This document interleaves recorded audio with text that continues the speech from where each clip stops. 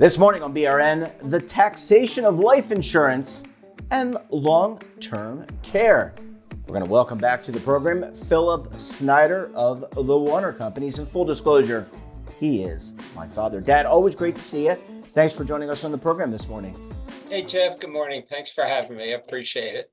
Yeah, it's always good to see you. You look nice and rested from your vacation, so it's always Yeah, ready to talk about insurance and taxation, I presume. could have brought some warm weather back with us, but we didn't do that. So, Yeah, I'm looking out the window of the studio here in Charlotte. It's snowing a little bit, but probably not as bad as it is up east. All right, northeast. All right, Dad, I want to ask you, let's start with some basics here. Let's talk about life insurance, long-term care insurance, and taxation. What do we need to know about those particular instruments, services, products, and how it impacts your taxation? okay. Well, generally, let's start with life insurance. The general rules of life insurance are premiums paid by individuals are not tax deductible. They're after-tax expenses.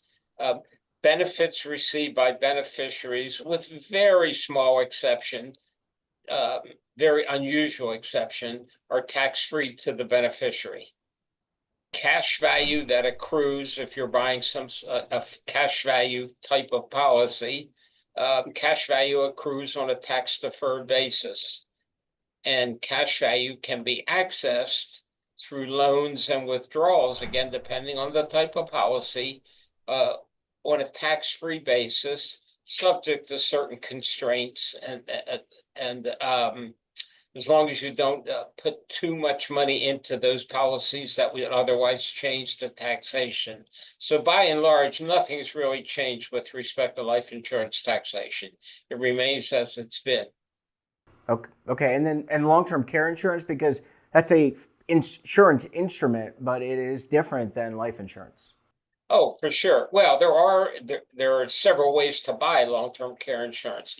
If you're just buying a long-term care policy, the premium is not deductible at the federal level. There may be state incentives. There are in Maryland, for example, perhaps in North Carolina, but they'd be state specific that would give you some incentive to help offset the cost of long-term care insurance. But by and large, those premiums are not deductible. Benefits received under a long-term care policy are income tax free, again, with certain limitations imposed, but by and large, all benefits received under long-term care policies are income tax free. So that's So a real quick thumbnail. yeah, that's a thumbnail, but that's also good news. So Dad, if I don't know if you know this or not, but it's tax season. I think we all know that. Just joking. So if I received, I just saying hypothetically, if I received life insurance, I was the beneficiary and received money, or I was, yeah, and we want that to be the case for. I'm knocking on wood, but but let's just say hypothetically, I received a benefit as a beneficiary, or I was taking money out of a long-term care policy. How would I report that to my CPA? Let's talk about the reportability of that.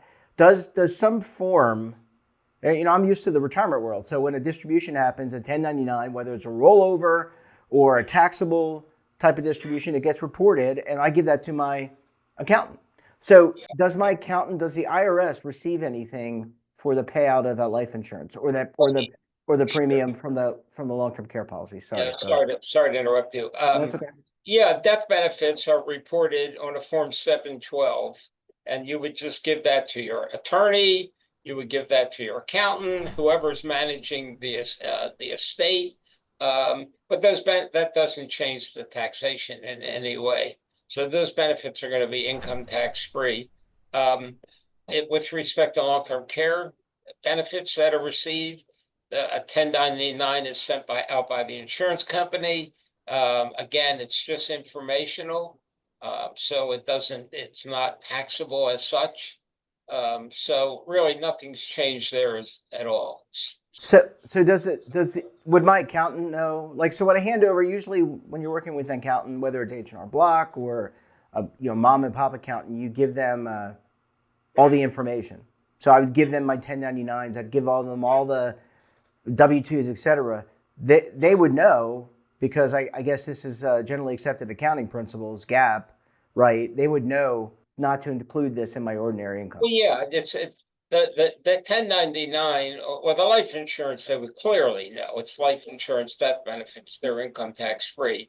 Again, with some minor exceptions, but we don't need to go astray with that.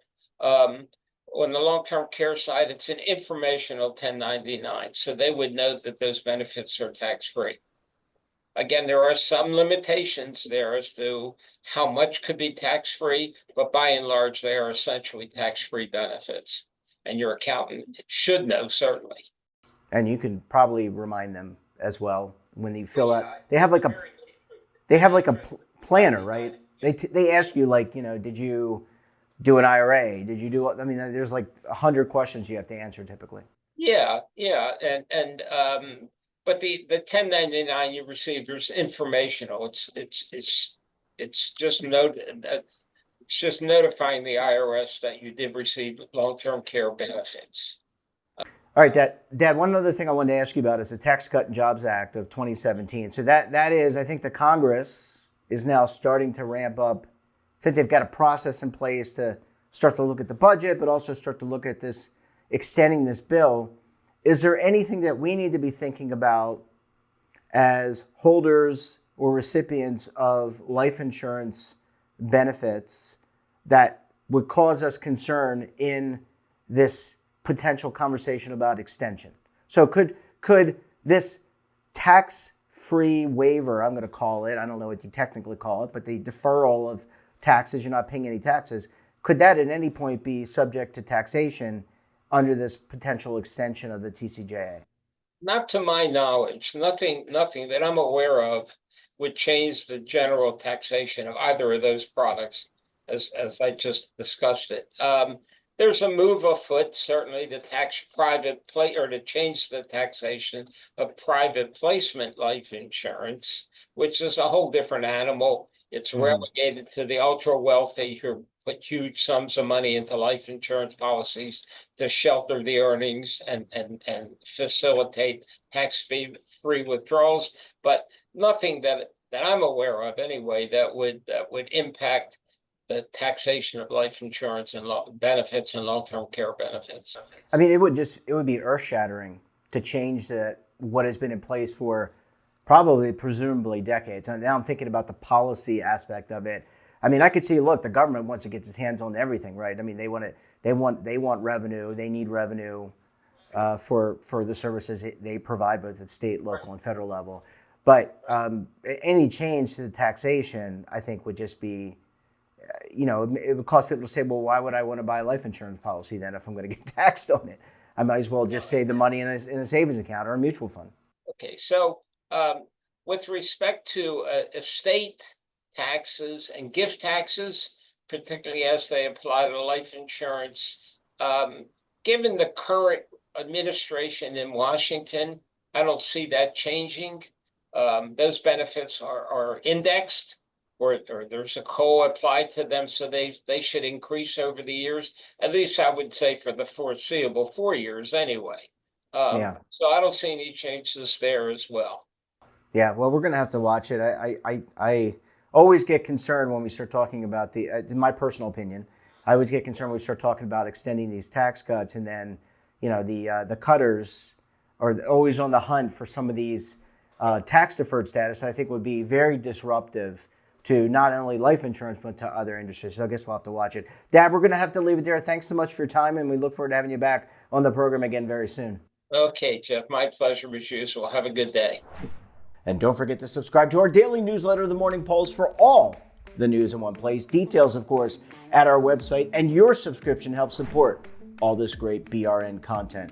Until tomorrow, I'm Jeff Snyder. Stay safe, keep on saving, and don't forget, roll with the changes.